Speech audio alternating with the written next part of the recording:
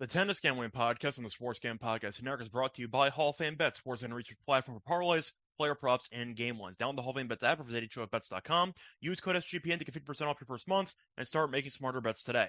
We're also brought to you by Cut. Cut is a peer-to-peer social betting platform that's US-based and available in 40 states. Head to Cut.com, that's KUTT.com, and use promo code SGPN for a 10% deposit bonus. We're also brought to you by the Sports Gambling Podcast Patreon. The guys just dropped their bonus behind-the-scenes episode of Sean winning $200,000. Plus, this week's prize, Pick'em prize, is a free $250 Super Bowl square. SportsGamPodcast.com/Patreon to join today.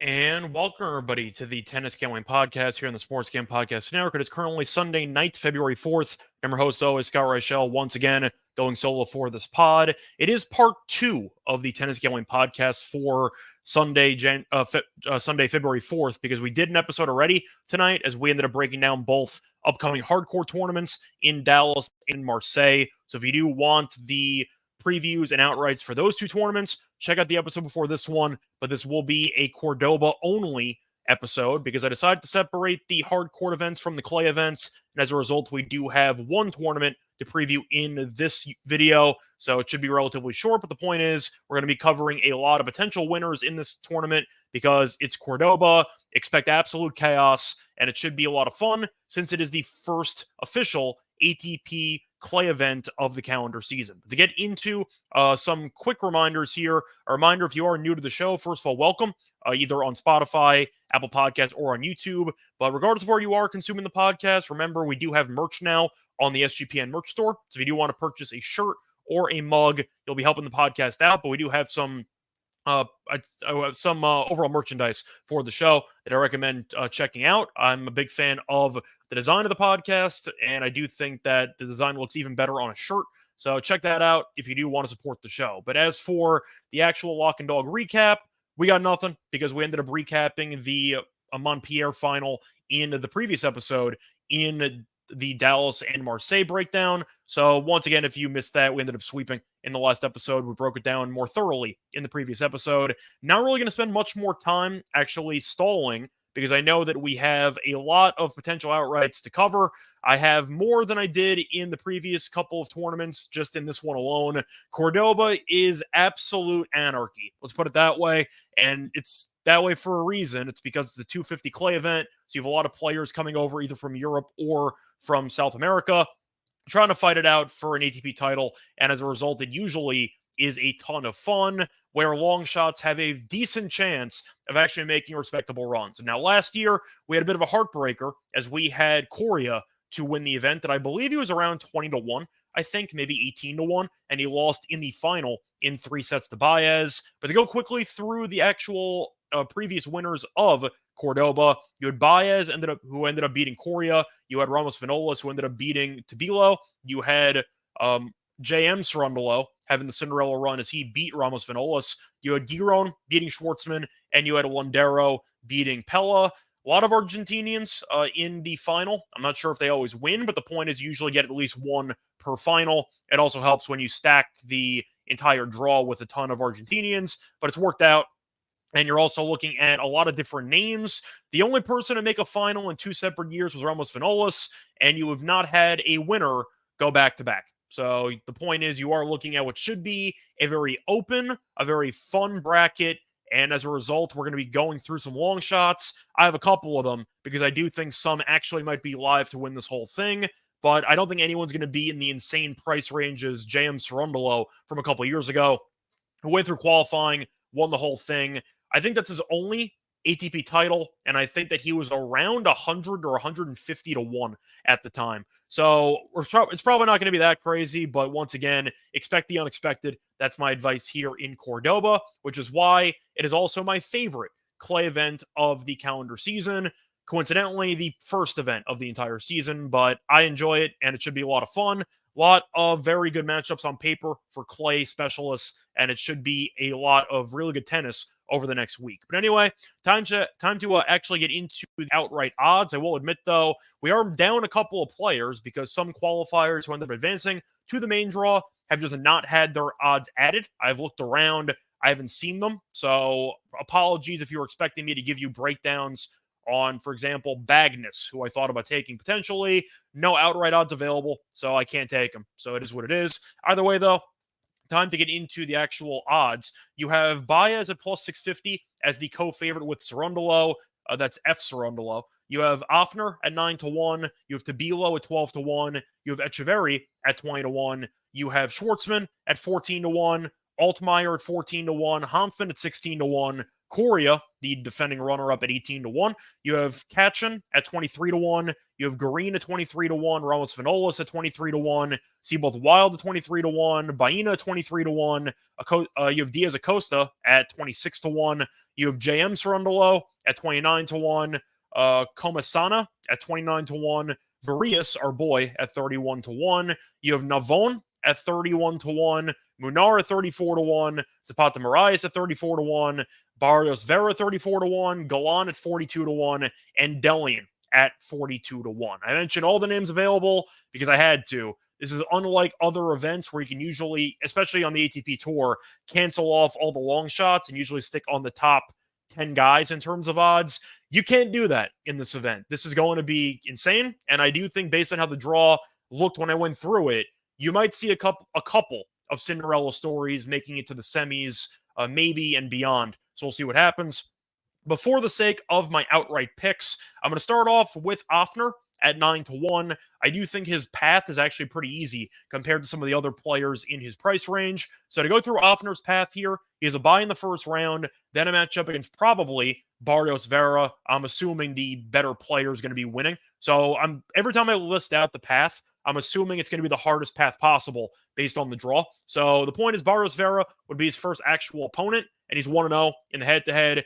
Then he'd either face off against Hanfman, Schwartzman, or Varias. Varias is, a guy who did us a lot of high-quality work in the clay season last year. Most notably, of course, that French Open match against Hurkacz. But the point is, Varias is really a guy not in great form right now. Schwartzman's been washed for about a year and a half. That doesn't really mean anything to me. Hanfman's been fine, but I do expect him to be a little bit streaky throughout the course of the entire season, like he always is. So the point is, you're looking at 9-1 in Offner, who has a pretty good price, pretty solid on clay in general. So I do think he's in a spot to potentially capitalize on a relatively easier draw than a lot of other guys who are favorites in this event, which is why I am going to pick him as my first option at 9-1.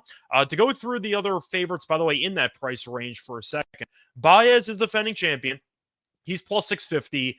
I decided to stay away from him. Now, there's a couple reasons for that. First of all, I think his draw is actually not that bad, but it's the fact that he was busy in the Davis Cup over the last couple days, and he had a war against Kazakhstan on Sunday, and he won. I know he fought off a couple of match points in the third set.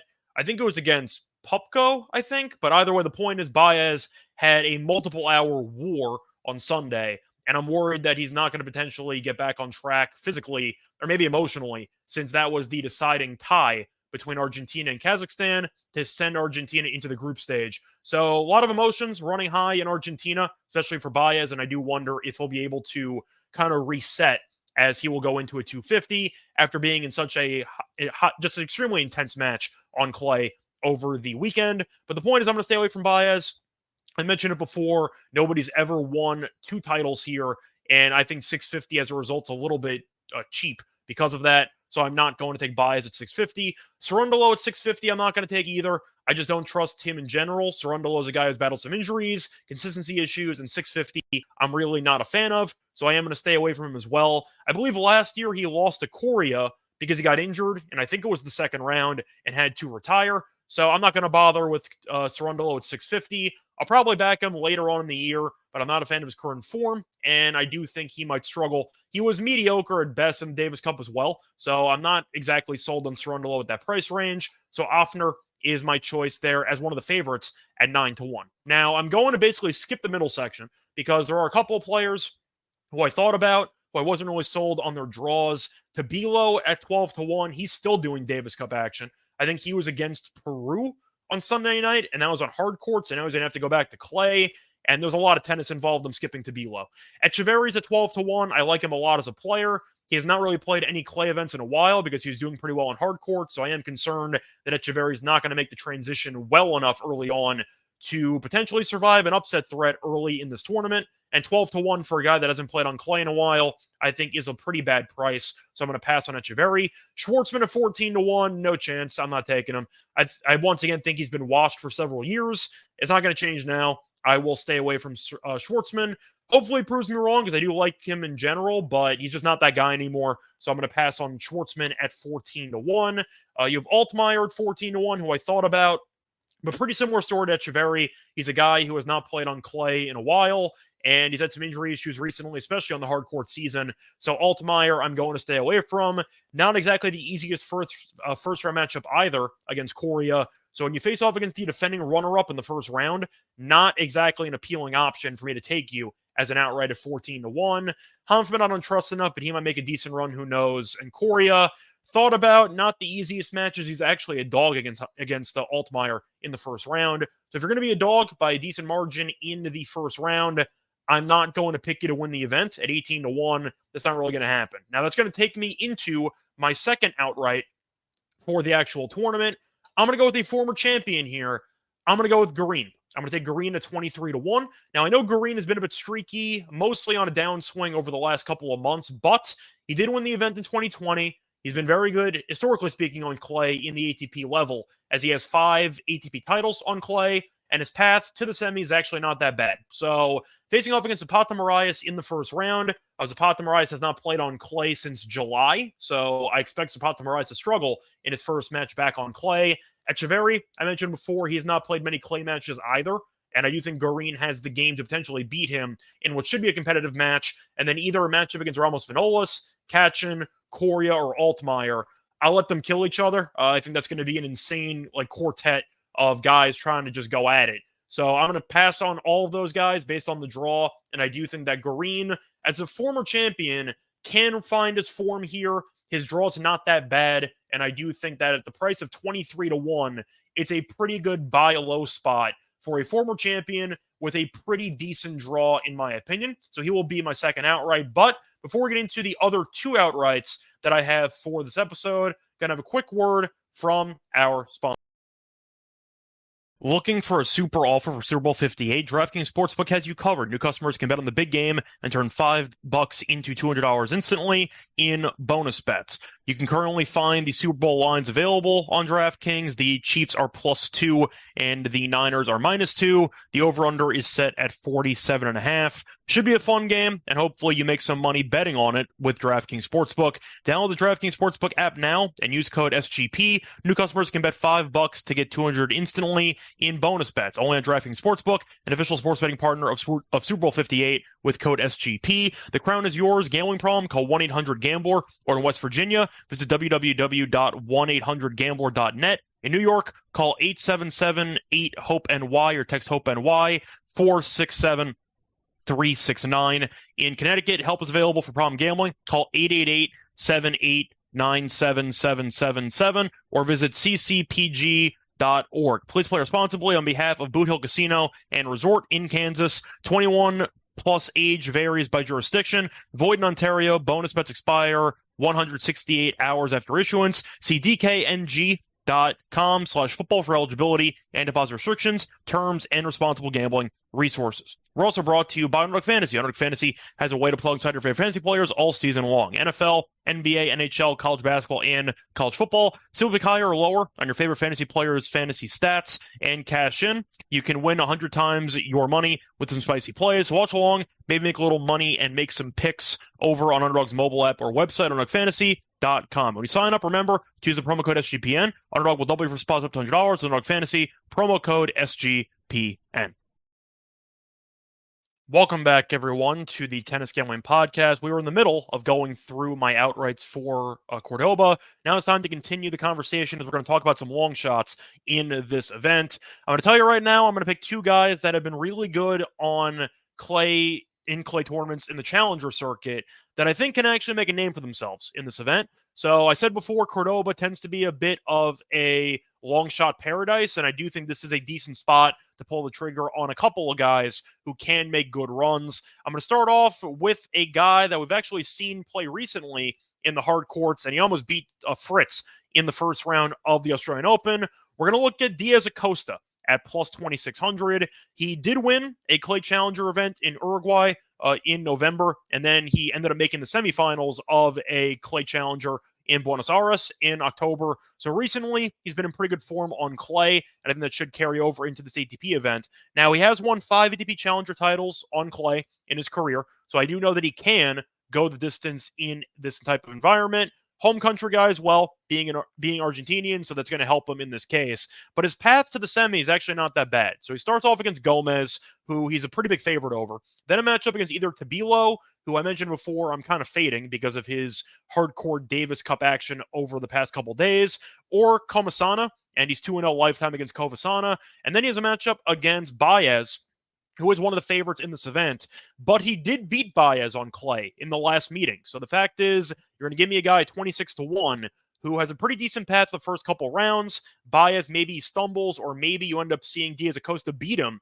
because he has beaten him before. So I don't think he's going to be intimidated by Baez in this spot. The fact is, Diaz Acosta looks pretty good in the hard court circuit. He's still a very young player. He's progressing, and I do think that his clay talent can translate to what should be a very wide open field. 26-1, just watching him play, I like his game. Simply put, I think it's a good deal, and I am going to take him as my first long shot. My second long shot will be another Argentine who is very good on clay in the challenger level. It's going to be Navon, and I'm going to take Navon at plus 3,300. Like the person I mentioned before in Diaz Acosta, he also has 5 ATP Challenger titles on clay, so I know that he can handle this type of environment.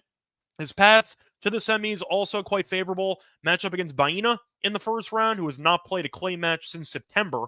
Bagnes or James Cerundolo. Bagnes, he is 1-1 lifetime in the head-to-head, but that match against Cerundolo is basically a pick'em. So we'll see what happens there, and he's 3-2 lifetime against James Cerundolo. So that's a pretty decent spot for him in the second round. And then you have a matchup against F. Cerundolo in the following round, who I mentioned before has been a bit streaky recently, not exactly in great form, and I do think that you can see potential Cinderella run from Navon as well.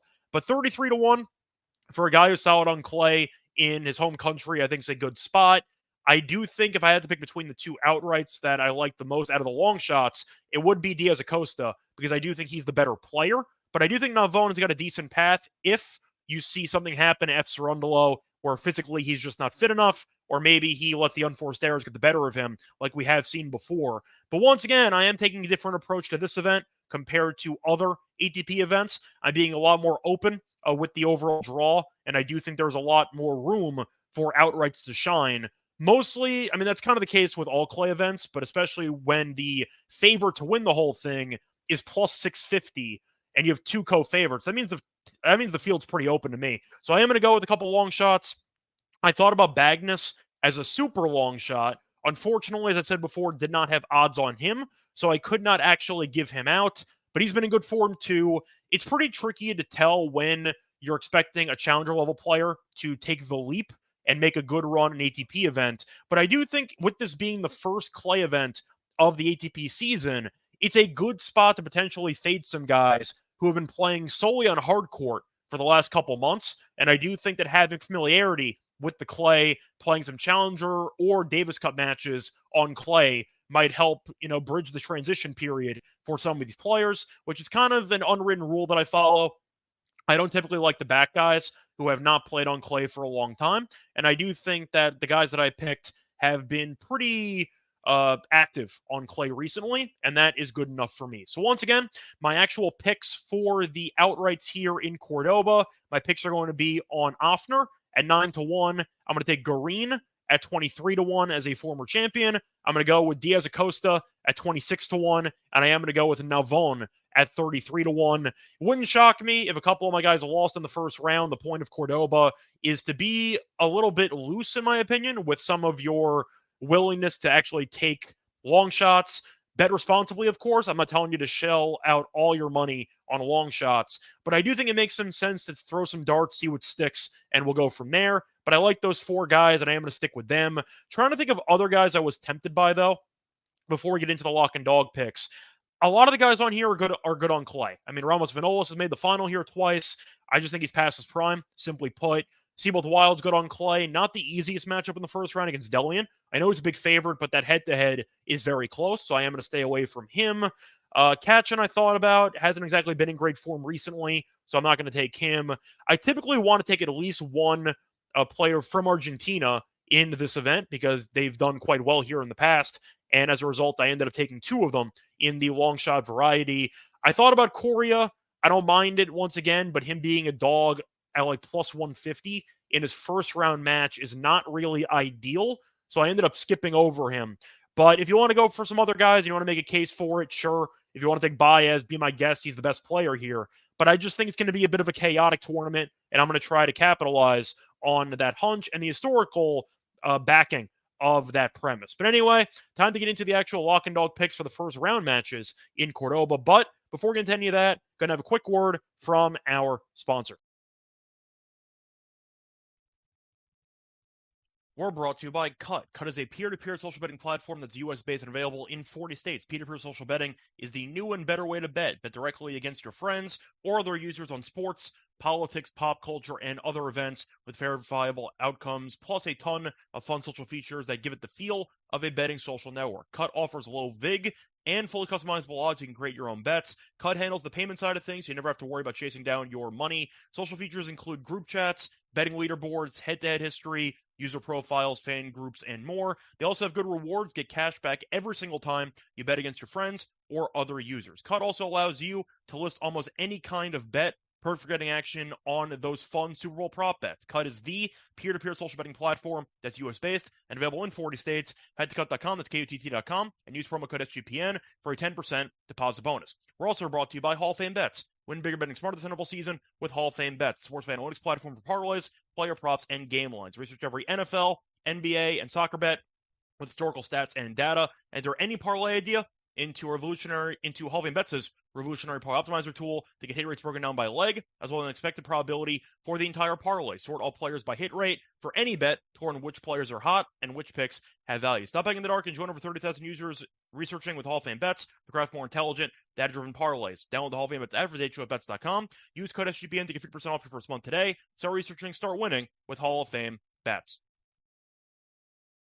Welcome back, everyone, to the Tennis Gambling Podcast. Just finished previewing the outrights for Cordoba. Now it is time to get into the actual lock and dog picks. Starting off with the lock, I am going to go with a pretty obscure play, but it did work in the last episode that we had for Montpellier. We ended up taking a first set play, and I am going to go back to that idea. We're going to look at a matchup between Garin and Zapata Miralles, and I am going to go with Garin first set spread. I'm going to take the minus 1.5 games at minus 120. Simply put, Garin, despite being a bit up and down recently, has been a very good starter in his last couple of matches. Garin's won the first set by at least 2 games in 5 of his last 7. The issue tends to be with stamina with him, and now his level kind of drops off, but he typically turns into a solid starter over his career, especially over the last couple of months. So I do think Garin should start off well in this spot. Now, unlike him, Zapata Miralles has been really bad to start matches, as Zapata Miralles has lost the first set by at least 2 games in 7 of his last 9 matches. And on top of that, Zapata Miralles, I mentioned before, has not played on clay since July. It's been a very ugly hardcourt season for him, whether it involved injuries or just the lack of comfort on the surface. But the point is, he has not played on this type of surface in about 6 months, give or take. 6-7 months, so I do expect him to struggle early on, especially in the first set. And it is worth mentioning they faced off on clay last year, and Zapata Miralles did win. However, Garin did kill him in the first set. Garin won the first set 6-2 before everything fell apart for him. But the point is, I think Garin can be in line for a good start to this match. He got killed by Kitchenato in his first clay event of the season, but at least he played on clay and he got the transition out of the way. I think Zapata Miralles is going to struggle early in this match. Maybe he'll pull off the same come from behind victory that he did last year against Garin.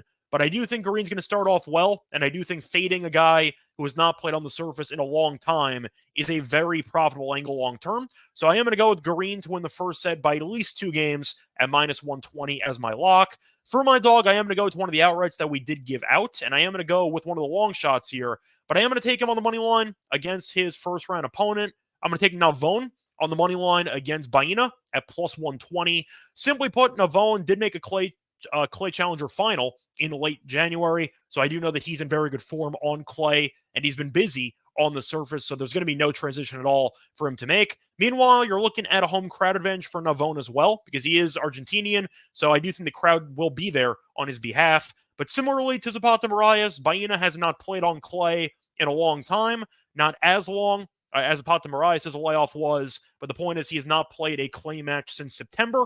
So you have a guy who's constantly been involved in challenger clay matches, made a final, so he's in good form, and he is in his home country against a guy who's usually pretty good on clay. Baena did win a clay title last year on the ATP Tour, but with him not playing on clay in about 3-4 months, I do think that's going to be an issue for him, and I do think this line is pretty short for a reason. Navon actually is at plus 105 on some other spots, so I do expect this line to continue dropping, but I do think Navon on the money line at plus 120 to take advantage of a guy who might need a match or two to readjust to the clay surface. I think it's a good spot, and as a result, I am going to take him. So once again, my picks for the show, the lock is going to be on Green, minus 1.5 games in the first set against Zapata Miralles at minus 120, and my dog will be on Navon on the money line at plus 120 against Baena. That's going to wrap it up for this episode. A reminder, once again, if you did end up missing my preview for Dallas and for Marseille, that is in a separate episode and a separate YouTube video, which was posted a couple hours ago. So check out that episode if you do want more additional lock and dog picks and if you want more additional outrights. Until next time, though, we'll be back for the quarterfinals for every single one of these 3 ATP events. We're going to merge all 3 together for the quarters, so keep an eye out for that. Quarter episode might be a bit longer, but still. Until then, find me on the NBA show, find me on the NFL show, and other podcasts on the network. And once again, before I forget, don't forget to like and subscribe if you are following on YouTube. And you can also leave a review on Spotify and or Apple Podcasts. You'll leave a rating as well. We appreciate it. But until next time, good luck to all of you and all of your bets. Bye, everyone.